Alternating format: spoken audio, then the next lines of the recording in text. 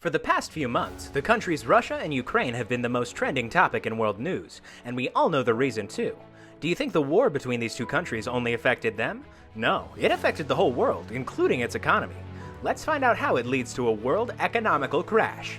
Welcome to the World Economy, where you can learn more about the financial status of the world. Without any delay, let's move on to today's topic. Since February 2014, Russia and Ukraine have been at war with one another. During the conflict's first 8 years, there were maritime incidents, cyber attacks, and heightened political tensions. The battle significantly intensified in February 2022, when Russia began an invasion of Ukraine on a large scale. On the morning of February 24, 2022, Putin declared the start of a special military operation to demilitarize Ukraine. Soon after, missiles and aircraft struck Kyiv and other cities throughout Ukraine. A sizable ground invasion on numerous fronts swiftly followed this. All male Ukrainian nationals between the ages of 18 and 60 were mobilized under martial law, and they were all prohibited from leaving the country. The World Trade Organization, or WTO, has warned that Russia's invasion of Ukraine has caused immense human suffering and is harming international trade, with low-income countries likely to be the most affected. According to the WTO's Trade Forecast 2022 to 2023, since the war began on February 24th, the outlook for the world economy has darkened. WTO experts have now revised down from 4.7% to 3% the growth of merchandise trade volumes in 2022. Several reports say that the prolonged confrontation between Russia and Ukraine will have a significant impact on the world economy, which is only now beginning to recover from the pressure of the coronavirus pandemic. The International Monetary Fund, or IMF, has already noted that Ukraine and Russia are both significant commodities producers and that disrupting there have led to an increase in world prices, particularly for oil and natural gas. Food costs have also increased as a result, up to 30% of the world's wheat exports coming from Ukraine and Russia. The IMF also stated that slower growth and higher inflation would have an impact on the entire world economy. The WTO cautions that the suspension of grain supplies through Black Sea ports might have potentially grave effects on food security in underdeveloped nations. According to the World Bank, the violence caused a humanitarian catastrophe and provided the second significant shock to the global economy in 2 years. This was stated in its spring 2022 economic update for Europe and Central Asia. The report stated that even before the war, the global recovery had already been decelerating along with growing geopolitical tensions, ongoing COVID-19 flare-ups, dwindling macroeconomic support, and persistent supply bottlenecks.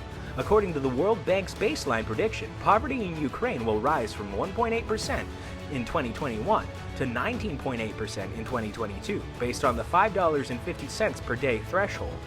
In addition, estimates created by the United Nations projected that a more intense and extended war might cause over 30% of the people to live in poverty. The World Bank said that the most recent increase in food prices might drive an extra 40 million people below the $1.90 per day poverty level. Similar worries were voiced by the IMF. According to a report from March, sleeper price hikes for food and gasoline may generate a greater danger of unrest in several countries, from sub-Saharan Africa and Latin America to the Caucasus and Central Asia, while poverty is anticipated to further increase in proportion of Africa and the Middle East. In particular, in eastern Ukraine, the violence destroyed vital fields, stores, infrastructure, and industry, interfering with the planting and harvesting seasons. Additionally, because of the fighting, shipping from the Black Sea, where nearly 90% of Ukraine's grain exports are made, has been blocked. Regarding the Middle East and North Africa, it had been noted that the price increases could cause civil unrest, particularly in nations with less robust social safety nets, fewer job possibilities, constrained budgetary space, and unpopular administrations. This also applies to Egypt, which obtains around 80% of its wheat from imports in Russia and Ukraine.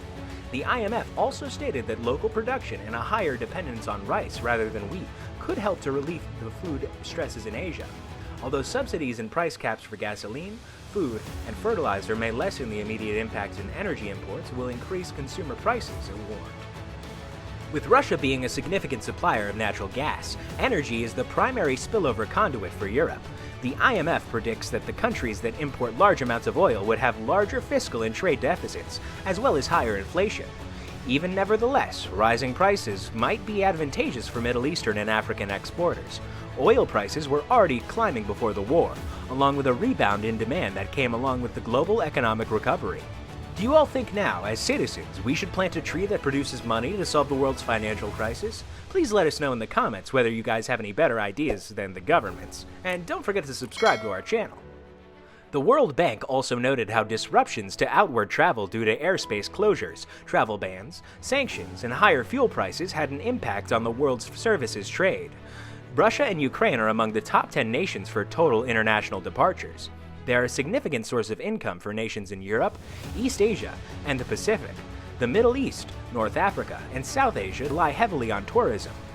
The post-pandemic rebound in international tourism, which was already sluggish due to ongoing COVID-19 interruptions, is expected to be stalled by the conflict. The World Bank noted that emerging markets and developing economies had high levels of debt in March. According to its calculations, these economies represent around 40% of the world's GDP. Containing inflation while preserving the post-pandemic economic recovery presented a conundrum for policymakers. According to the World Bank, advanced economies exposed to Russian financial assets, notably some Italian, French, and Austrian banks, are most likely to see financial spillovers.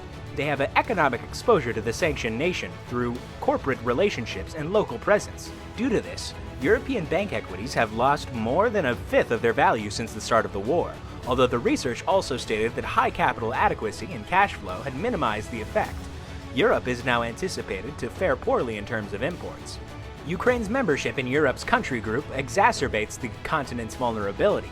According to the WTO, anticipated decreases in trade in the second half of 2021 are partially responsible for Africa's low import levels. Higher oil prices are expected to boost export profits for the Middle East.